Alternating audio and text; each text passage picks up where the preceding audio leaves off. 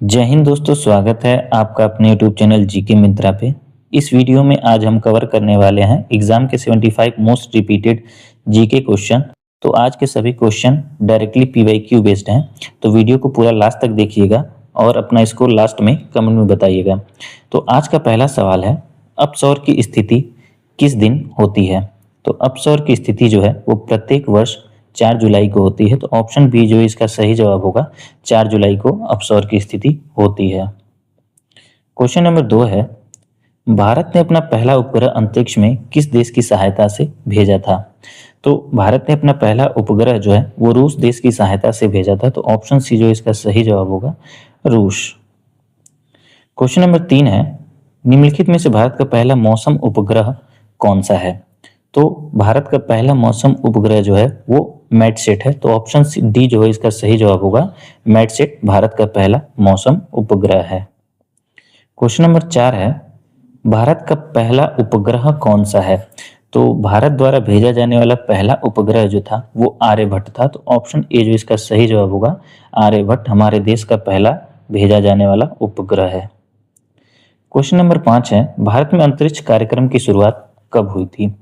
तो भारत में अंतरिक्ष कार्यक्रम की शुरुआत जो हुई थी वो 1969 में हुई थी। तो ऑप्शन सी जो इसका सही जवाब होगा, 1969 में भारत में अंतरिक्ष कार्यक्रम की शुरुआत हुई थी। क्वेश्चन नंबर 6 है, पूना पैक्ट समझौता का संबंध था।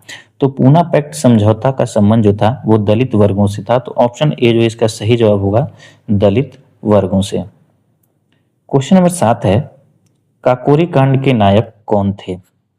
तो काकोरी कांड के नायक जो थे वो राम प्रसाद बिस्मिल जी थे। तो ऑप्शन ए जो इसका सही जवाब होगा, राम प्रसाद बिस्मिल। क्वेश्चन नंबर 8 है, टिहरी बांध परियोजना किस नदी पर अवस्थित है? तो टिहरी बांध परियोजना जो है वो भागीरथी नदी पर स्थित है। तो ऑप्शन डी जो इसका सही जवाब होगा, भागीरथी नदी पर। क्वेश्चन नंबर 9 है, हीराकुंड बांध परियोजना किस नदी पर अवस्थित है?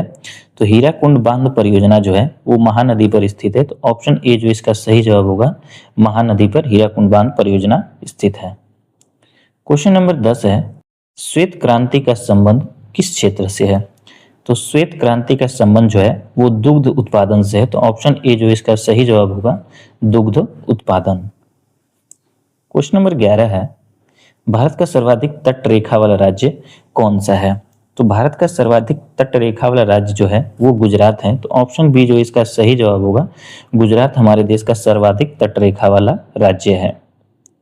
क्वेश्चन नंबर 12 है, लाल क्रांति का संबंध किस क्षेत्र से है? तो लाल क्रांति का संबंध जो है वो टमाटर के उत्पादन से है। तो ऑप्शन डी जो इसका सही जवाब होगा, टमाटर का उत्पादन। क्वेश्चन नंबर 13 है, रजत क्रांति का संबंध किससे है? तो रजत क्रांति का संबंध जो है वो अंडा उत्पादन से है। तो ऑप्शन बी जो इसका सही जवाब होगा, अंडा उत्पादन। क्वेश्चन नंबर 14 है, नेपाल की सीमा से भारत का कौन सा राज्य संलग्न है? तो निम्न में से कौन से ऐसे राज्य हैं जिनकी सीमा भारत से लगती है, नेपाल से लगती है? तो बिहार राज्य की भी सीमा नेपाल से लगती है, उत्तराखंड की भी सीमा नेपाल से लगती है, तो और उत्तर प्रदेश की भी सीमा नेपाल से लगती है। तो इसका सही जवाब होगा ऑप्शन डी, ये सभी इन सभी राज्यों की सीमाएं जो हैं वो नेपाल से लगती हैं। क्वेश्चन नंबर 15 है, निम्न में से कौन सा असम की राजधानी है? तो असम की राजधानी जो है वो दिसपुर है। तो ऑप्शन बी जो इसका सही जवाब होगा, दिसपुर असम की राजधानी है। क्वेश्चन नंबर 16 है, निम्न में से एक कौन सा केंद्र शासित प्रदेश नहीं है? तो निम्न में से कौन सा एक केंद्र शासित प्रदेश नहीं है? तो गोवा एक ऐसा राज्य है जो केंद्र शासित प्रदेश नहीं है। तो ऑप्शन बी जो इसका सही जवाब होगा, गोवा केंद्र शासित प्रदेश नहीं है। पुदुचेरी भी एक केंद्र शासित प्रदेश है, लक्षद्वीप भी एक केंद्र शासित प्रदेश है, दमन एवं दीव भी एक केंद्र शासित प्रदेश है, लेकिन गोवा जो है वो एक राज्य है। क्वेश्चन नंबर 17 है, भारतीय संविधान में कितनी अनुसूचियां हैं?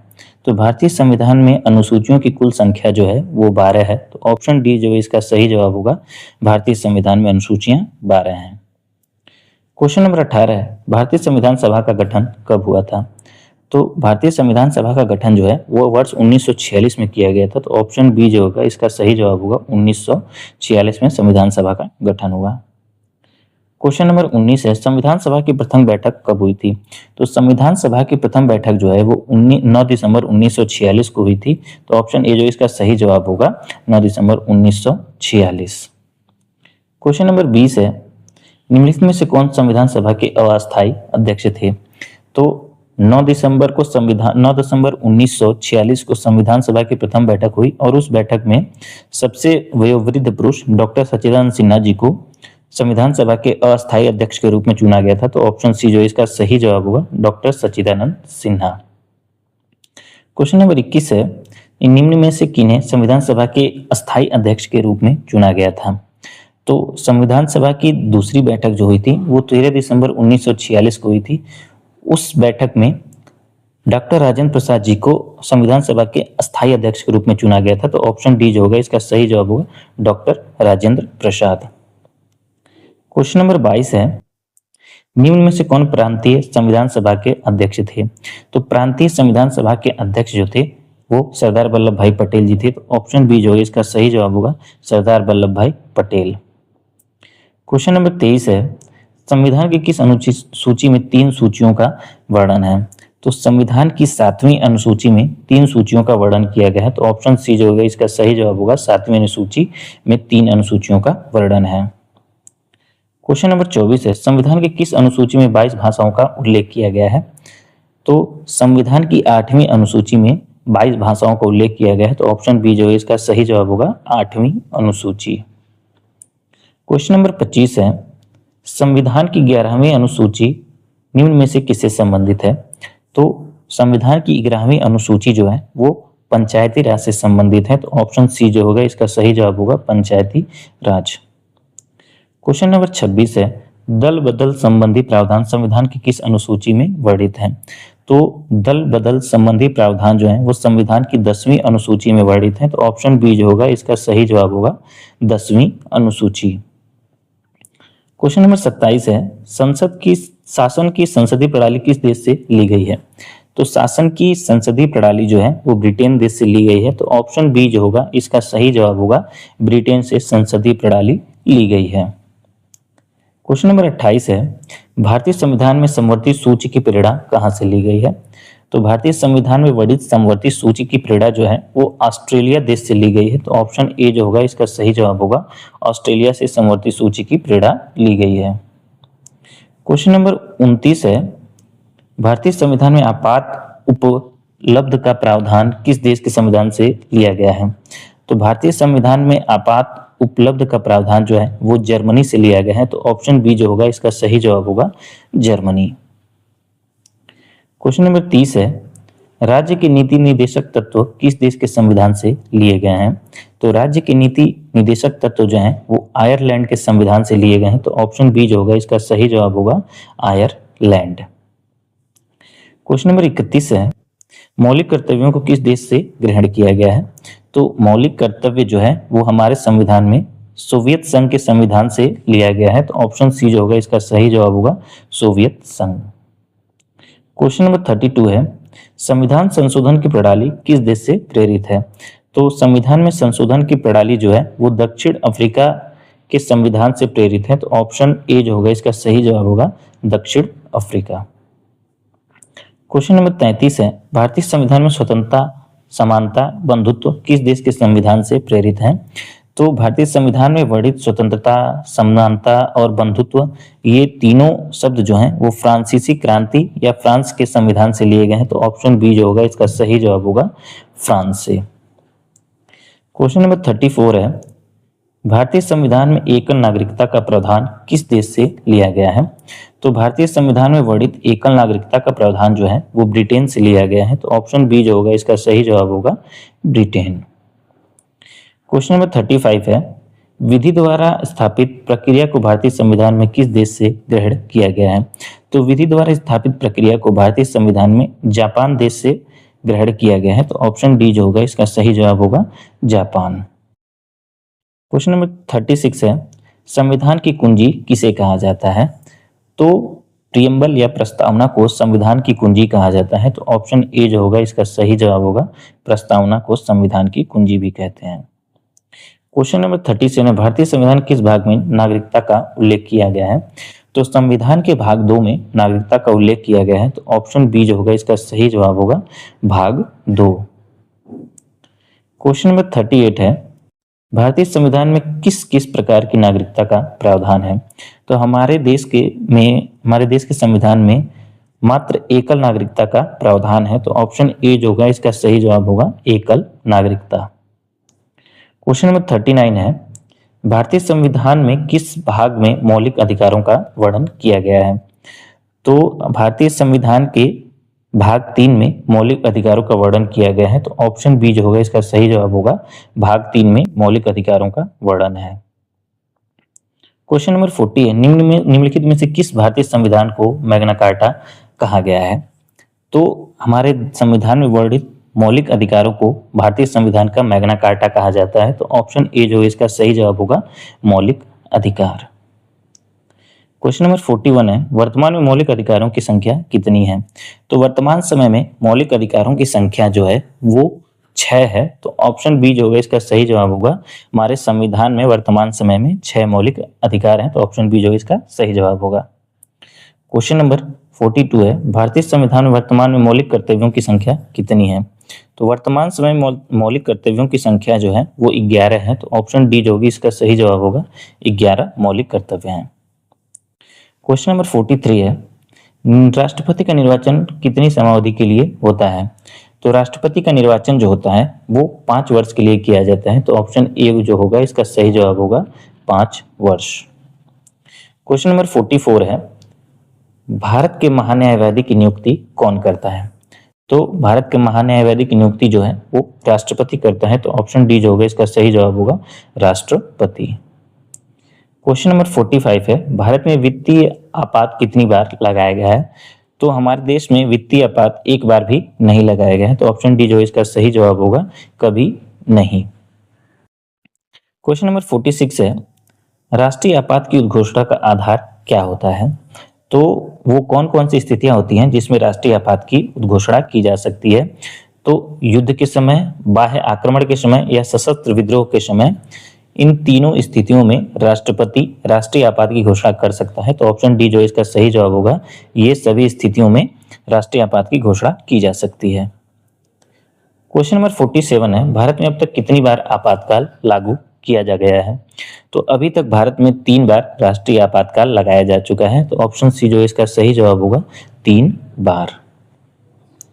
क्वेश्चन नंबर 48 है, निम्नलिखित में से कौन सा भारतीय संसद का अंग है?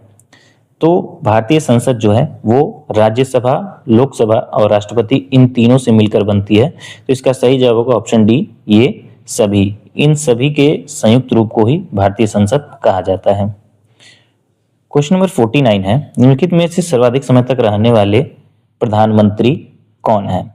तो सर्वाधिक समय तक प्रधानमंत्री रहने वाले जो व्यक्ति थे वो पंडित जवाहरलाल नेहरू जी थे, तो ऑप्शन ए जो इसका सही जवाब होगा पंडित जवाहरलाल नेहरू सर्वाधिक समय तक प्रधानमंत्री रहे थे। क्वेश्चन नंबर 50 है, किस सभा का अध्यक्ष उस सदन का सदस्य नहीं होता है?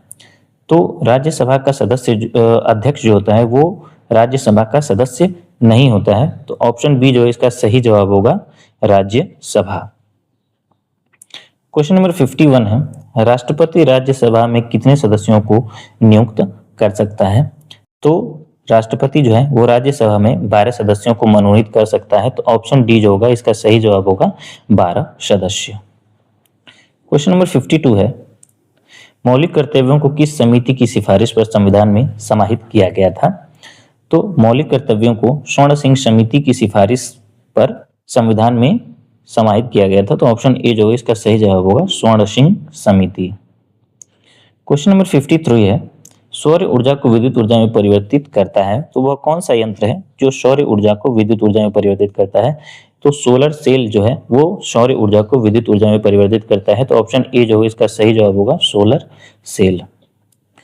क्वेश्चन नंबर 54 है, रासायनिक ऊर्जा को विद्युत ऊर्जा में परिवर्तित करता है, तो रासायनिक ऊर्जा को विद्युत ऊर्जा में परिवर्तित करने वाले जो यंत्र है वो विद्युत सेल है, तो ऑप्शन सी जो होगा इसका सही जवाब होगा विद्युत सेल।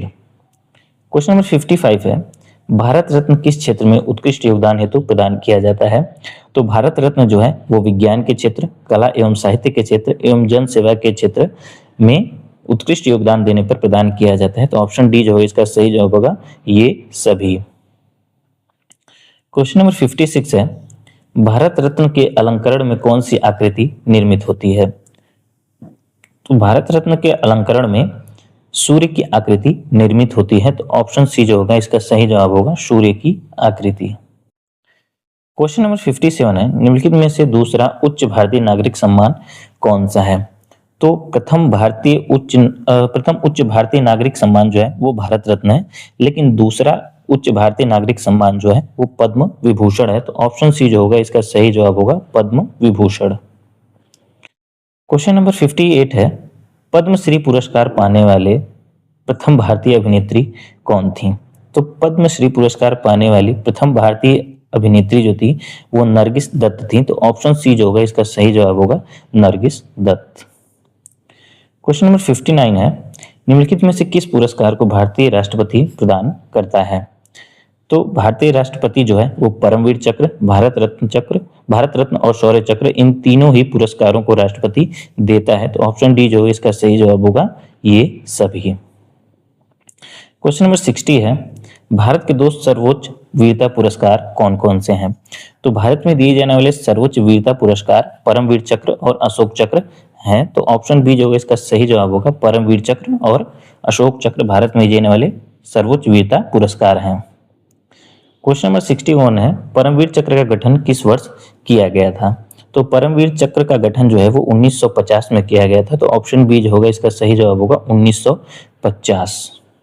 क्वेश्चन नंबर 62 है, शांति के समय दिया जाने वाला सर्वोच्च सैन्य पुरस्कार कौन सा है?